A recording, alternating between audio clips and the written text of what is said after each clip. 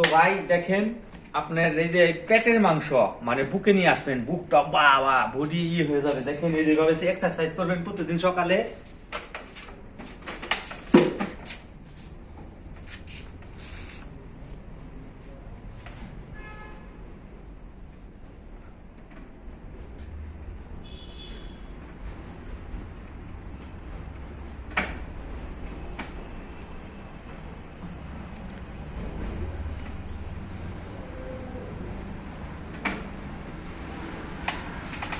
তো এভাবে দেওয়া যাবে ভাই।